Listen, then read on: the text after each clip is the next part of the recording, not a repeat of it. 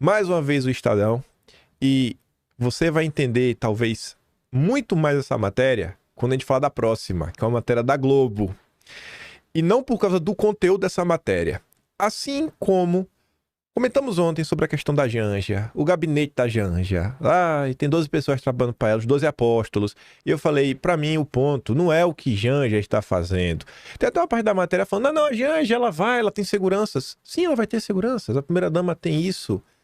Mas a imprensa começando a fazer todo o seu belo trabalho, que aí você fala, isso é curioso, isso é interessante. O momento, o time que essas críticas começam a aparecer, depois das eleições municipais, governo Lula cada vez mais fraco, nos aproximando aí, né, da eleição para a presidência da Câmara, do Senado, caciques políticos, seja o próprio Kassab, seja o Baleia Rossi, seja o Marquinhos Censura, também conhecido como Marcos Pereira, falando, não sabemos se vamos caminhar com o Lula.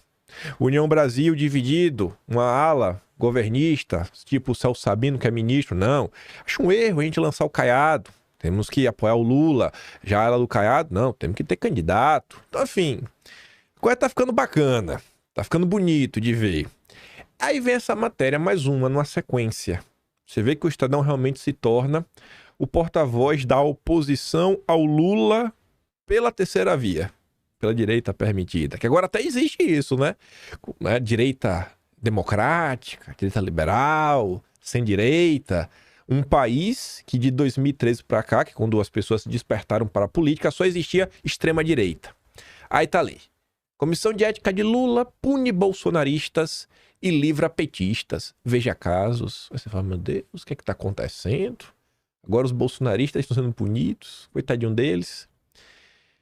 A Comissão de Ética Pública da Presidência puniu 5 ministros do governo Bolsonaro, enquanto arquivou denúncias contra aliados do petista.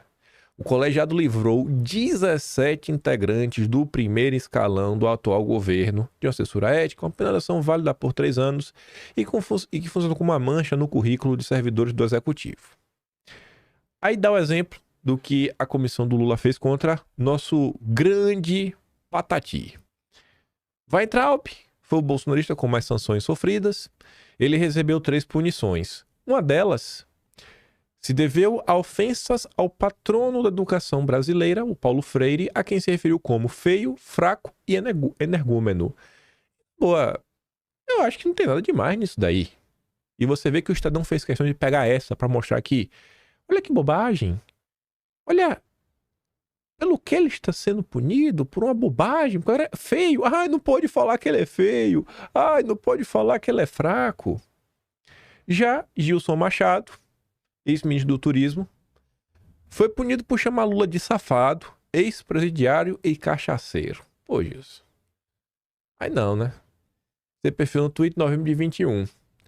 Estes atos foram considerados mais graves. Aí o Estadão tá fazendo o juízo de valor, mas realmente é, porque você imputa isso, já que a turma do Lula ganhou um tapinha nas costas, do que, por exemplo, o uso de avião da FAB pelo Juscelino Filho, nosso lendário ministro, para ir a um leilão de cavalos em São Paulo, ou do que a atuação do seu sogro, Fernando Fialho, que fez despachos junto a aliados como se fosse servidor da pasta. Revelados pelo Estadão, ambos os casos foram arquivados. Sobre a ingerência do sogro de Juscelino na gestão do ministério, o relator Bruno Espinheira Lemos alegou que a atuação de um parente era compreensível. Meu Deus, parente, é família em primeiro lugar. Devido ao caráter voluntário do serviço e à experiência de Fialho na administração pública. Eu nunca vi isso, né? Mas o governo Lula sempre colocando a família em destaque. Outro caso levado ao arquivo é o do ministro-chefe da CGU, o Vinícius Marques de Carvalho. O escritório de advocacia do qual ele fez parte antes de entrar no governo, o VMC Advogados, recebia valores de quem? Da Novo Honor, que é quem? A antiga Odebrecht, para atuar no CAD. Nós chegamos à conclusão de que o escritório do qual ele faz parte está licenciado, não tem processo na CGU. Além disso, aquela reunião que ele participou com a Odebrecht era uma reunião genérica. E sobre as entrevistas que ele tinha dado, também não foram levadas em consideração situações específicas desse ou daquele caso. Foram entrevistas que ele deu de forma geral.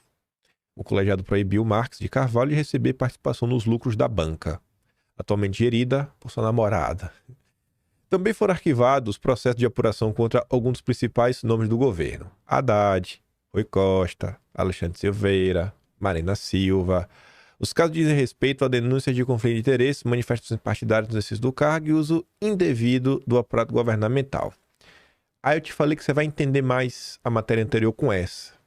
Esta nota sai na coluna do Lauro de Jardim. O João Paulo trabalha com ele.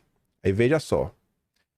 O assunto do dia de anteontem, até ontem também ainda foi assunto, foram os 12 apóstolos da Janja, o gabinete informal dela. Aí olha o que a Globo noticia. Janja encerra o ano na mira bolsonarista, mais aquecida que no xingamento aí contra o Elon Musk. Janja acaba de retornar à mira de ataques bolsonaristas. Olha, deve ficar até as últimas horas de 2024. Os apoiadores de Bolsonaro e os filhos dele estão criticando a primeira-dama nas últimas 24 horas sem tréguas, após o repórter André Childers ter mapeado um grupo de 12 funcionários do governo sobre os quais ela exerce influência, uma espécie de equipe informal. Opa, peraí. Eu nunca vi isso. Mas como assim? A Globo dando o nome do coleguinha que aprontou? Por que a Globo colocou a mira no jornalista do Estadão? Pra que colocar esse holofote no jornalista do Estadão? Isso não acontece. Quantas e quantas matérias? Do próprio André, do Vinícius Valfré, da Juliana... Me perdoe, Juliana, não vou lembrar do segundo nome.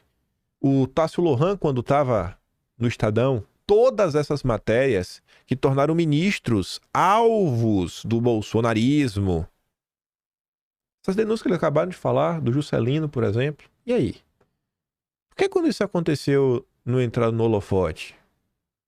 Tocou no bode de ouro, foi? Na Janja? Será que o Haddad está querendo ganhar pontos com a Janja? Fundamento porque a gente sabe que a coluna do Lauro Jardim é de porta-voz extraoficial do Haddad. Aí você vê.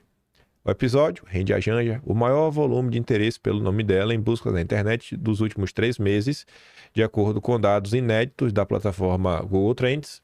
É, portanto, um momento de maior atenção do que o xingamento do Elon Musk no G20. Aí olha o último parágrafo.